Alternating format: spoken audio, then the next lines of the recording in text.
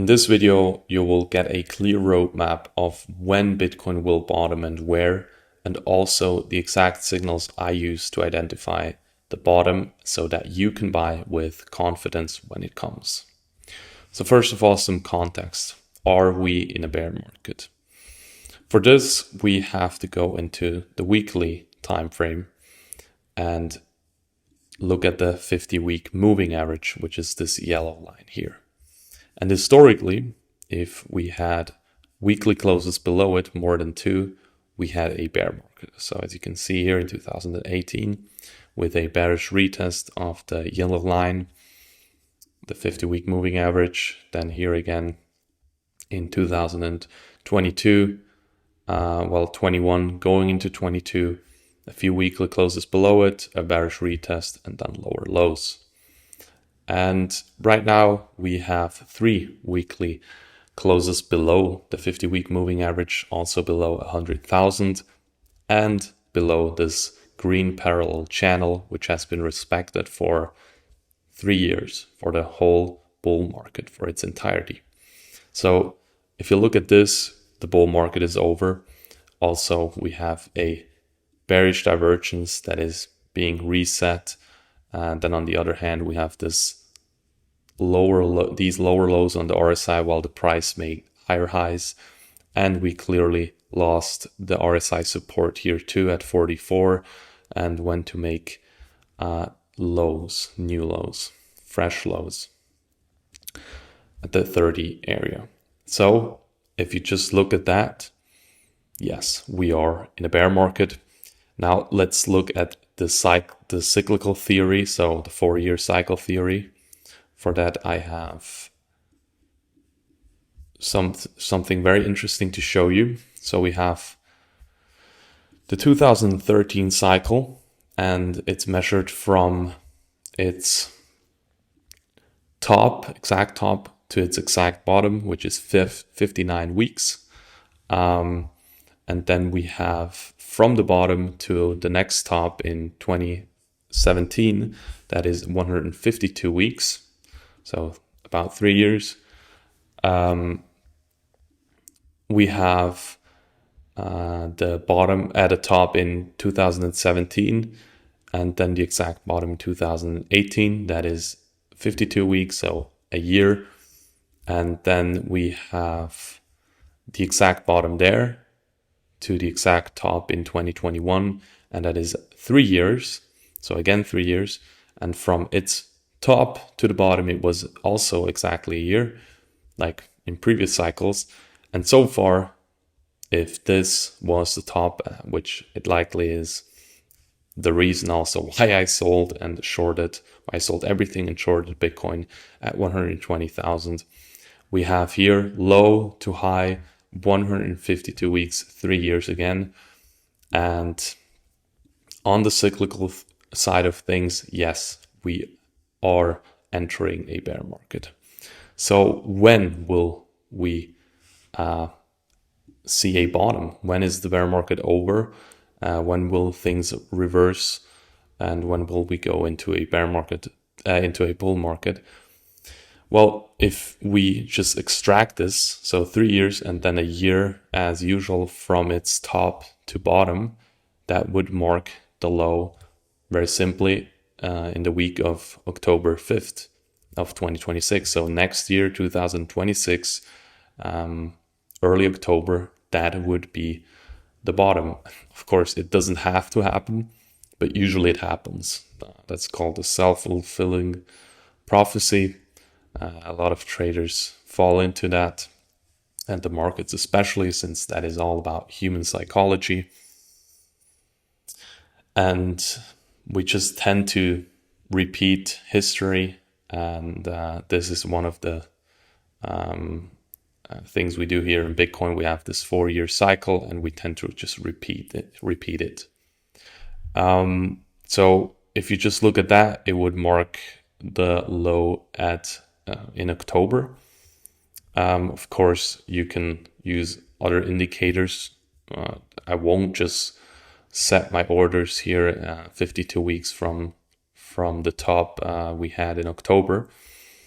But I will obviously I will obviously use other signals, bottom signals. For example, one very significant one, we ended this cycle with a weekly bearish divergence. So we had a higher high in the price, while the RSI made a lower high. So it made the opposite, a divergence. But the cycle started with a bullish divergence. So we had a lower low in the price, while the RSI made a higher high, a higher low, I mean. So that was bullish, and that was also when I went all in again. And that was also the reason why I sold at this bearish divergence. This was, by the way, combined with a monthly bearish divergence up here. So even more confirmation for the top to be in. So you don't just want to bet all your baskets, put all your eggs in one basket and bet on the top at the bottom being in October. It's very likely to happen. This is more what I expect too. I expect the bottom to be in around September, October, as usually. But I will also look for other indicators like a bullish divergence. So something like ignore the price for the sake of this. So a lower low in the price, while the RSI is making a higher low. So the opposite. Also very important, you want to see the weekly RSI to be oversold. So as you can see, something like this.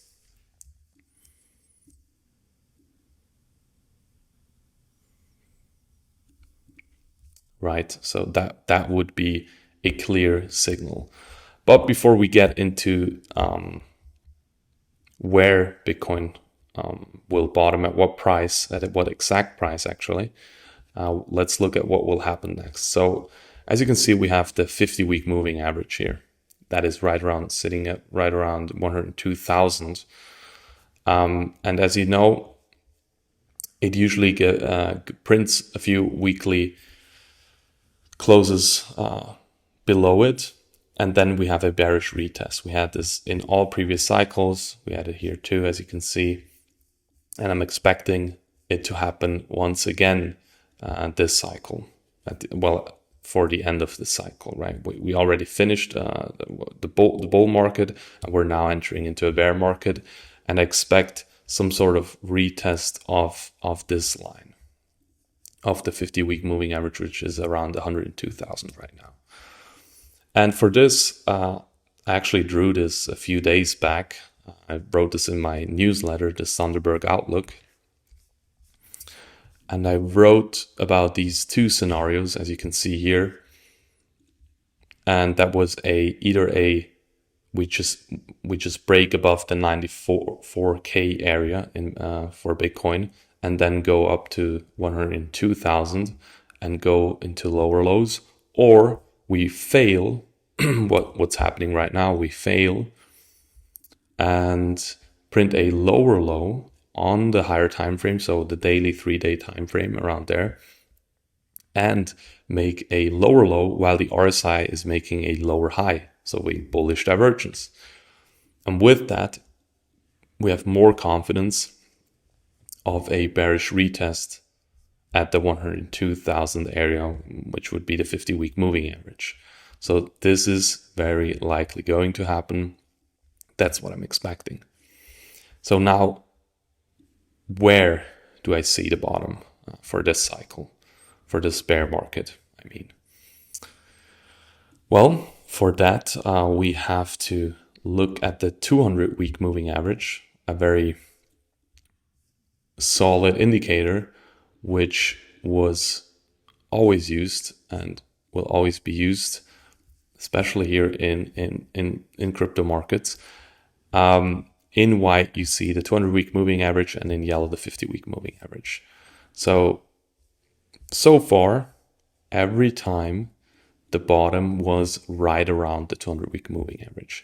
2013, the bottom was in 2015. right around the 200-week moving average.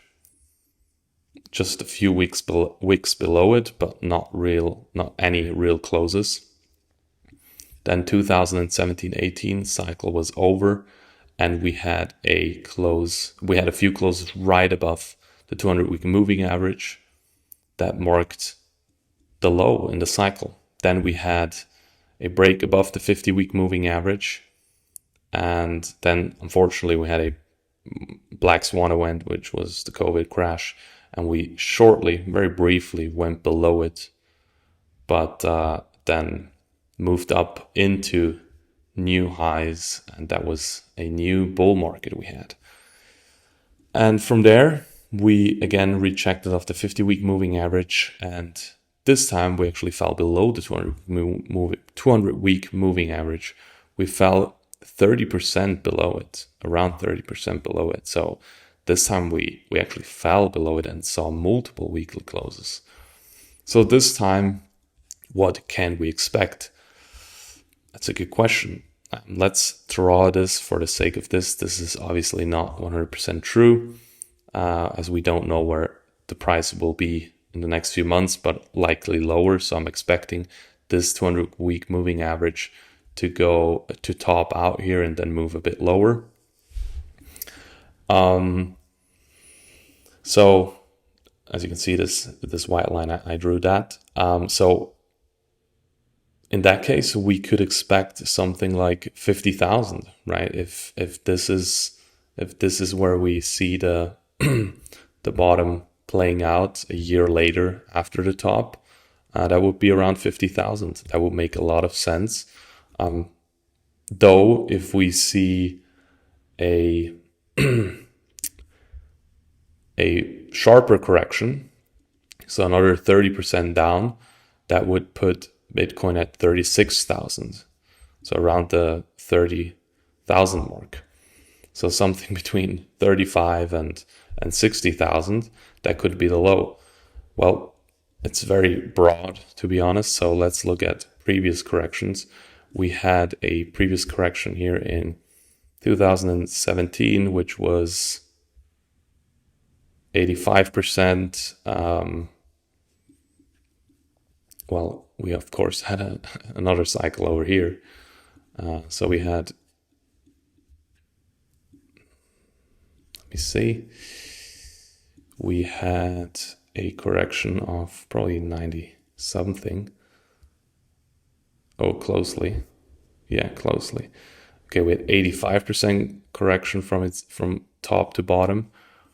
And then we had here again 85, 82%, 83% correction.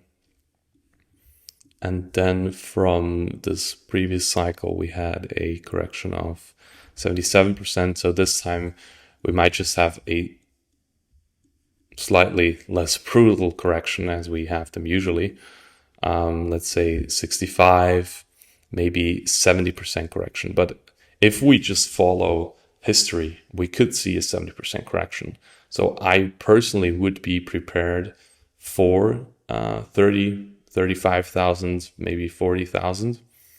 But again, we're not trying to do any exact price predictions. I personally expect that we're surely going to 60,000 and even 50,000. So we will, I'm very certain that we will go and tap the 200-week moving average, fall below it. I'm not sure. We will see. The good thing about trading and my system specifically is that we don't need exact predictions right now because we play level to level, right? So for example, back here when I bought again, I could have just bought up here at 22,000 as we went into the 200-week moving average. But back then I didn't have absolute clear signals, buy signals. Yes, the 200-week moving average was tapped, but there was no bullish divergence. There was extreme fear already, that it seemed that, the markets are capitulating, but it looked like it's going to be even worse. And we did fall then another 5,000, right? Well, actually more, another 7,000. And with that, we had a great confirmation, a weekly bullish divergence. So how the cycle started, it ended. So we had a weekly bullish divergence. We had a lower low, the higher low on the indicator, the RSI, and that was a great signal to buy. So what you want to do is use confluence. Will we fall below the 200-week moving average? We don't know. No one knows. If someone tells you that they know, they're lying. If they're not, please let me know in the comments. If they have something I don't have, let me know. But no one knows. Not even Warren Buffett. No one knows. Sailor doesn't know. No one knows. That's for sure. So what you want to do is play level to level. You want to use multiple signals, not too many. Don't use for example, this cycle, a lot of people got round trip their profits because they listen to those so-called top signals when they're very outdated, and they usually alarm when after we crashed. So they don't make any sense at all. So also, same goes for the bottom signals. My bottom signals are on the macro, on the higher time frames, on the daily, 3-day, weekly. If we see the weekly RSI to be oversold, so go below 30 on the weekly like we had here, and then we see a bullish divergence, so something like I have drawn before, we have something like this, then we drop maybe below the 50-week, and then on the RSI we have something like this.